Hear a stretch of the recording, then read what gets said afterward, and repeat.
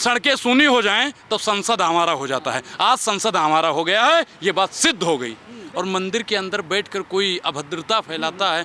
पहले होता था कि रोड छाप जो गुंडे होते थे इनके भारतीय जनता पार्टी वालों के, वो कहते थे देश के गद्दारों को जूते मारो, डॉट डॉट डॉट को, ठीक। और अब वही भाषण अंदर चलने लगा है। सुप्रीम कोर्ट कहता है हेड स्पीच पर बैन है। क्या वो बैन उन पे लगेगा, रमेश बिधोड़ी पे? प्रधानमंत्री मोदी जी उसके लिए एक भी ट्वीट नहीं किए हैं। अरे बीजेपी के सांसद भाई, नहीं, बीजेपी के सांसद हैं तो इसके मतलब किसी को गाली दे देंगे। बीजेपी के सांसद हैं तो किसी को कुछ सर्टिफिकेट मिला है। मनोज तिवारी हो, अनुराग ठाकुर हो, प्रवेश वर्मा हो, ये सब लोग बोलते हैं क्या कार्रवाई हुई? ये सांसद की एक मर्यादा की हत्या हो रही है। लोकतंत्र के जो लोकतंत्र है ना, उसकी भी ये हत्या हो रही है। और प्रधान अभी वहाँ पे मीडिया वाले भी ऐसे करते रहते, जी न्यूज वाले भी। दानिश भाई ने बता दिया कि आप एजेंडा मत चलाइए, तो आपसे भी कहते हैं कि एजेंडा मत चलाइए, हमको बोलने दीजिए। क्योंकि अभी गोदी पत्रकारों से कई लोगों से हमारी बात हुई, हमने कहा भैया लाइव चला रहे हो, कह रहे हैं लाइव नहीं चला रहे हैं।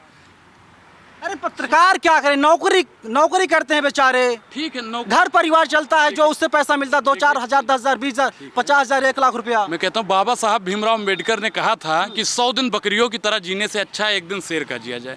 तो आप प्रधानमंत्री जी तो बोलेंगे नहीं, क्योंकि आरएसएस की शाखाओं में और नए भारत में यही सिखाया जाता है कि मुसलमानों को ये बोल दो, मुसलमानों को फलाना बोल दो। मोदी जी के सपनों का भारत है। हाँ, 2023 चल रहा है। हाँ, ये सपनों का भारत है कि एक सांसद को जो भारी भरकम वोटों से जीतता हो उसको कठमुल्ला बोल दो, उसको उग्रवादी बोल दो, उसको आतंकवादी बोल दो। ये नया भारत है साहब, हमने देखा है नया भारत।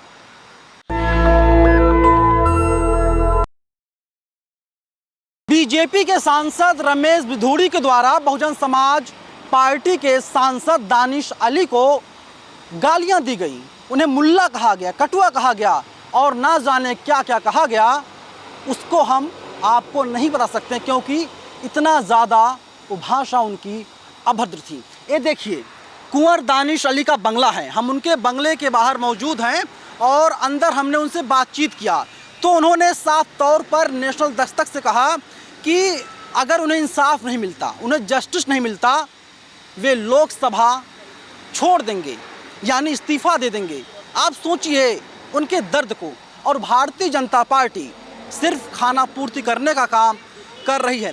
अनुराग ओझा, आप भी आए थे, दानिश अली से मुलाकात हुई, क्या बातचीत हुई? बहुत ज़्यादा दुख है, भावुक हो गए, आंखों से आंसू निकलने लगे उनके।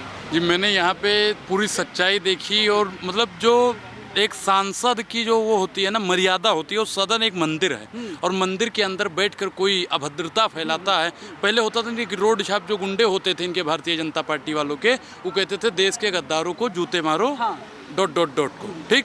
और अब वही भाषण अंदर चलने लगा है। सुप्रीम कोर्ट कहता है हेड स्पीच पर बैन है।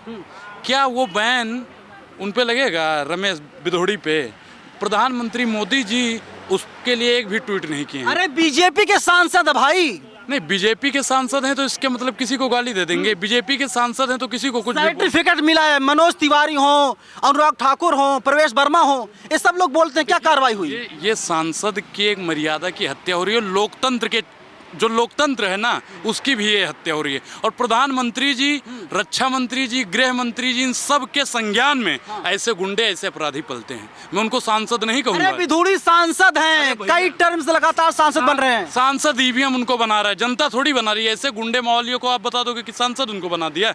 ऐसे लोगों को ईवीएम ही बनाता है। साउथ दिल्ली का विकास कर दिया, तभी जनता चुनती है उन्हें। जिनको जनता, इनको भी अपने आप बन गए हैं, इनको भी तो जनता ने चुना है। जिन्हें जनता चुनती है उनको ऐसे सांसद अमर्यादित भाषा बोलेंगे। और वहाँ पे जो वो हैं जयशंकर प्रसाद, रविशंकर प्रसाद और हर्षवर्धन सिंह ताली ठोक ठोक ठोक ठोक ठोक ठोक के ठहाके मार रहे थे। चाहते हैं कि उनके जुबान को बंद कर दिया जाए, वे लोग ना हंसे। आपसे पूछें, बिल्कुल बंद होनी चाहिए। राहुल गांधी ने चोर को चोर कह दिया, उनकी सदस्यता रद्द हो गई। क्या लोकसभा के स्पीकर महोदया बताएंगे? महोदय वही बता रहा हूँ, महोदय बताएंगे कि उनकी सदस्यता रद्द होगी या नहीं। दानिश भाई ने बताया कि मैंने भाई नोटिस जारी कर दिया है। क्या आप क्या चाहते हैं? मोदी जी जो है कि बंदूक उठा लें, इनकाउंटर कर दें? प्रधानमंत्री, सुनिए सर, प्रधानमंत्री जी कहते हैं ना सबका साथ सबका विकास। हो रहा है, हो रहा नहीं है। एक वर्ग का विकास है, एक ही वर्ग का साथ है। प्रधानमंत्री जी वैसे तो कहते हैं इस्लाम इस्लाम इस्लाम के बहुत चादर ओढ़ते हैं ना, बहुत लंबा वगैरह कि हमारे भाई हैं, हमारे भाई हैं। लेकिन आज प्रधानमंत्री जी की भाईगिरी का भाईचारा कहाँ गया? अरे मुसलमानों को मंत्री बना रहे हैं, सांसद बना रहे हैं, विधायक बना रहे हैं। विधायक मंत्री सांसद तो बना देंगे, लेकिन इनको अपमानित करने का भी काम करेंगे। अरे अपमानित क्या, पसमानता को राष्ट्र उपाध्यक्ष बना दिया। सुनिए, अभी वहाँ पे मीडिया वाले भी ऐसे करते रहते, जी न्यूज वाले भी। दानिश भाई ने बता दिया कि आप एजेंडा मत चलाइए, तो आपसे भी कहते हैं कि एजेंडा मत चलाइए, हमको बोलने दीजिए। क्योंकि अभी गोदी पत्रकारों से कई लोगों से हमारी बात हुई, हमने कहा भैया लाइव चला रहे हो, कह रहे हैं लाइव नहीं चला रहे हैं। अरे पत्रकार क्या करें, नौकरी करते हैं बेचारे। ठीक है, घर परिवार चलता है, जो उससे पैसा मिलता है 2-4 हजार, 10 हजार, 20 हजार, 50 हजार, 1 लाख रुपया। मैं कहता हूँ बाबा साहब भीमराव अम्बेडकर ने कहा था कि 100 दिन बकरियों की तरह जीने से अच्छा है एक दिन शेर का जिया जाए। तो आप सच्चाई दिखाइए ना, एजेंडे पर काम नहीं होना चाहिए। अरे टीवी वाले सच बोल रहे हैं भाई। आप रमेश भिदोड़ी के पक्ष में हो या खिलाफ हो? मैं निष्पक्ष हूँ।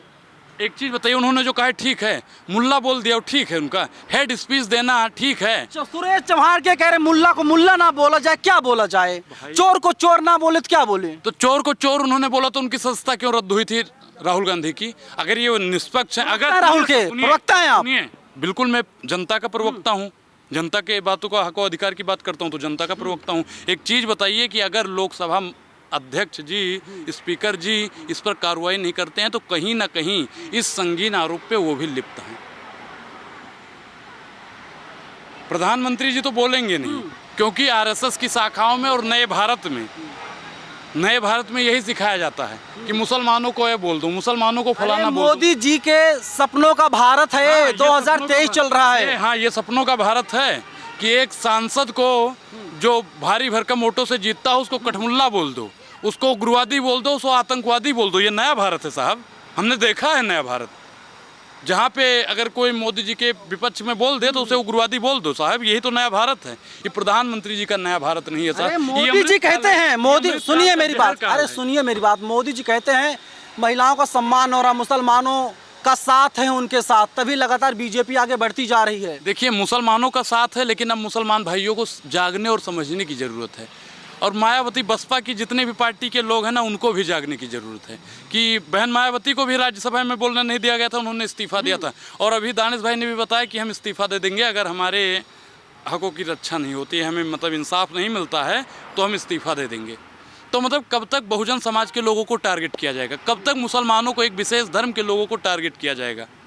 क्या प्रधानमंत्री जी इसमें लिप्त हैं? आप लोग नैरेटिव चलाते हैं। अरे मोदी जी कहते हैं, सुनिए मेरी बात, नरेंद्र मोदी खुद कहते हैं सबका साथ सबका विकास, मुसलमानों को लगातार आगे बढ़ाया जा रहा है, इसी तरह कठमुल्ला और उग्रवादी और आतंकवादी बोल के ऐसे चलाया जा रहा है। एक सांसद ने बोल दिया, मोदी जी ने थोड़ी बोला भाई, एक सांसद ने बोल दिया। वो सांसद जो कहती है तलवार तेज करो सब्जी काटने के काम आएगा, चाकू तेज करो सब्जी काटने के काम। मोदी ने कहा ना कि मैं मन से माफ नहीं कर पाऊंगा कभी उनको। भाई, इनके मन में तो गोडसे रहता है, इनके मन में वही वाला विचार रहेगा, और ये सिर्फ दिखाने के लिए कहनी और कथनी में बहुत फर्क रहता है। अगर प्रधानमंत्री नरेंद्र मोदी जी देश के और पूरे सबके, मुसलमानों के, बहुजनों के, हिंदुओं के, सबके अगर प्रधानमंत्री हैं, तो रमेश भिदोड़ी पे सख्त से सख्त कार्रवाई करेंगे और 24 घंटे के अंदर उसको निलंबित भी करने का काम करेंगे। क्या कार्रवाई कर दें, निलंबन?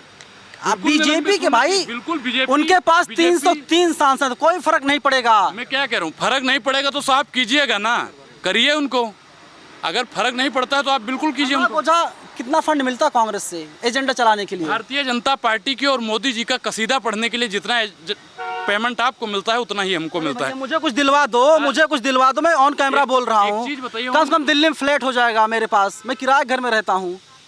तो हम अडानी के रिश्तेदार हैं कि जो हम महल में रहते हैं? हम क्या करें कि जनता के प्रतिनिधित्व की बात हम करते हैं। हाँ, आज इनके साथ में गलत हुआ है, कल पत्रकार महोदय आपके साथ में भी गलत हो जाएगा, परसों और किसी के साथ में गलत हो जाएगा। ये एक ऊपर नहीं, पूरे बहुजन समाज के ऊपर भी अत्याचार किया गया, पूरे मुसलमान समाज के ऊपर ये अत्याचार किया गया है, और देश की जनता प्रधानमंत्री को 24 में इसका जवाब देगी। 24 तो बहुत दूर है, अभी लगभग 6-7 महीनों का वक्त है साहब। हल्ला बोल होगा, जितना होगा इनका देख लिया जाएगा। प्रधानमंत्री जी ने अगर इस पर कार्रवाई नहीं की, भैया आप कहे जाएं, अपना काम कीजिए, हम नहीं बोले तो आप करिएगा तो हमको नहीं बोलने देंगे।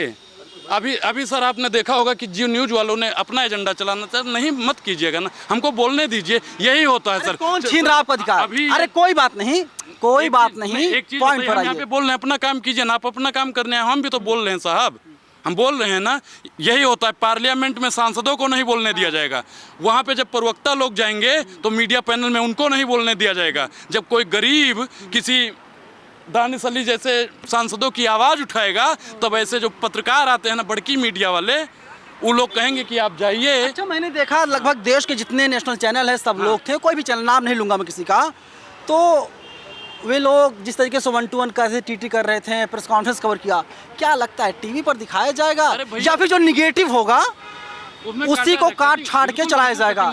किस तरीके से बदनाम किया जाए दानिश अली को? भाई मैं क्या कहूँ, प्रत्यक्षम किम प्रमाणम।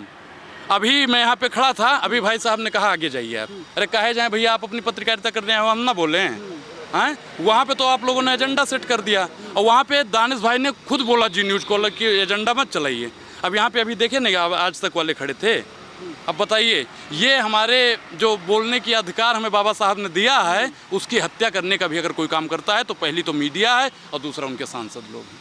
लेकिन वे लोग तो लोकतंत्र को बचाने का काम कर रहे हैं, ऐसा दावा है नहीं टीवी वालों का। लोकतंत्र को क्या बचा रहे हैं? लोकतंत्र की हत्या करते रहे हैं, सांसदों की हो या किसी की हो। ये मर्यादित भाषाओं को डेली और प्राकोष्ठा एक होता नहीं कि बोल बोल के परोसते हैं। भारतीय जनता पार्टी और आरएसएस के संघ के कार्यालय में इन लोगों को रात में पढ़ाया जाता है और सुबह ये लोग जाके हेड स्पीच देते हैं, और इनके जो पूर्व मंत्री लोग हैं ठहाके मार के हंसते हैं, और जब इनसे पूछा जाता है तो कहते हैं कि हमने सुना नहीं है। अब साहब आप बताइए कि आपने जब सुना नहीं तो ऐसे ही हंस रहे थे?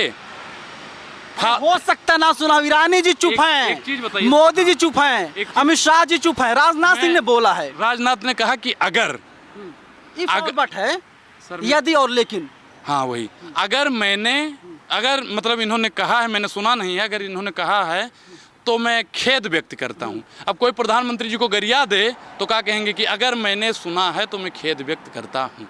अभी बताइए कि जब हर्षवर्धन और रविशंकर प्रसाद ये लोग जब हंस रहे थे तो इन्होंने सुना नहीं, इसका मतलब ये है कि जब हंस रहे थे तो इनका मानसिक संतुलन ठीक नहीं है, और जिसका मानसिक संतुलन ठीक नहीं है उसे संसद भवन में रहने की कोई इजाज़त नहीं है। लेकिन वे लोग तो हैं। तो वही तो कह रहा हूँ कि यही तो प्रधानमंत्री जी की नाकामयाबी है कि अनपढ़ को, ठीक, नचनिया को, और जिनका मानसिक संतुलन ठीक नहीं है, उन लोगों को जब सदन के अंदर बैठा देंगे तो वो मुल्ला भी बोलेंगे, कठमुल्ला भी बोलेंगे, और उग्रवादी और आतंकवादी बोलने का ये आए दिन काम करते रहेंगे। ऐसे सांसदों क्या अगर मुसलमान है, ऐसे सांसदों पर अगर बैन नहीं लगा तो महाराज इस देश में जन आक्रोश आंदोलन होगा। लेकिन अनुराग, नैरेटिव सेट किया जा रहा है, मुसलमान चाहे मजदूरी करता हो, चाहे कोई भी काम करता हो, या चाहे सांसद हो, तो फिर एक चीज बताइए कि अभी उन्होंने क्या नाम है उनका, विश्वकर्मा, हेमंत विश्वकर्मा, महंगाई हुई, हाँ विश्वकर्मा, उन्होंने महंगाई हुई, इसका जिम्मेदार कौन है? मुल्ला। सदन में कुछ होता है, इसका जिम्मेदार कौन है? मुल्ला। अगर देश में बेरोजगारी बढ़ती है, इसका जिम्मेदार है कौन? मुल्ला। यही है कि मुसलमानों को मुल्ला राम मनोहर लोहिया जी ने कहा था ना कि जब सड़कें सूनी हो जाएं तो संसद हमारा हो जाता है। आज संसद हमारा हो गया है, ये बात सिद्ध हो गई।